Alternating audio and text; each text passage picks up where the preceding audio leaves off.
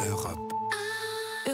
Hélène Jouan, la politique en France. Alain Juppé a réfuté hier vouloir faire une liste commune avec Emmanuel Macron pour les élections européennes de 2019. On n'en est pas là, a-t-il précisé sur son compte Twitter hier après-midi. Pourtant, Hélène. Pourtant, happy birthday, Mr. President. Pour ses 6 premiers mois pile, Emmanuel Macron ne pouvait rêver plus doux cadeau que cet hommage susurré à son oreille d'un président qui mouille sa chemise à l'international, que cet éloge de son discours européen de la Sorbonne. Elle invite à faire un bout de chemin ensemble, a visiblement été surinterprété, mais le démenti d'Alain Juppé a été plein de tempérance. On n'en est pas là, ça veut surtout dire on n'en est pas encore là. Le faire-part consiste aussi à marquer, s'il en était besoin, sa distance, que dire son éloignement avec Laurent Wauquiez, futur président des Républicains, dont il juge la ligne populiste et eurosceptique. Pour Emmanuel Macron, ce soutien serait pourtant tout bénef. Ce soutien à peine déguisé prouve en tout cas de façon éclatante que le pari initial du président de recomposition de la vie politique n'est pas un fusil à un coup, ni même à 3, s'arrêtant à son élection, sa victoire aux législatives et la nomination de son gouvernement biface. C'est lui qui a posé que le nouveau clivage politique n'était plus entre droite et gauche, mais désormais entre europhiles et eurosceptiques. Eh bien, c'est celui-ci qu'Alain Juppé entérine, quitte à poursuivre la fracturation de sa propre famille politique.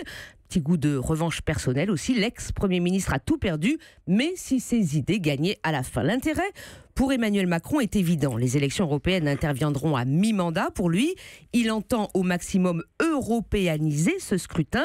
Alors un rassemblement de la République en marche avec la droite et le centre pro-européen, ce serait le gage d'une liste à l'ADN 100% euro pur, quand les socialistes et les républicains auront du mal à trouver en interne une ligne commune, et quand les eurosceptiques, eux, iront chacun sur leur couleur. Mais Alain Juppé a donc démenti vouloir aller si vite. Mais bien sûr, parce qu'il est trop tôt. Sa prise de position en faveur d'une ligne offensive et constructive pour l'Europe est intellectuellement et idéologiquement cohérente avec ce qu'il a toujours défendu. Pour autant, pas question pour Alain Juppé de lier dans l'immédiat son destin, qui a déjà été fort contrarié ces derniers mois, à un président qui n'a pas encore fait ses preuves. Quels seront les résultats d'Emmanuel Macron dans 2 ans? Sera-t-il en situation de porter un tel leadership? Le Times, la semaine dernière, afficha à sa une « Macron, futur leader de l'Europe », avec un petit astérisque, à condition qu'il puisse diriger la France. Eh bien, Alain Juppé ne pense pas autre chose. Hélène Jouan, pendant que vous parliez, Vincent Herouette grattait des notes fébrilement. Vincent, qu'avez-vous à dire? Non, mais j'ai écouté Hélène avec attention et je repensais au dernier livre que j'ai lu d'Alain Juppé. C'était La Tentation de Venise. Il était ministre. Il y en a eu d'autres, il y a 20 ans. Attendez, il était ministre de Balladur, il hésitait avec Chirac, il rêvait de se retirer à Venise.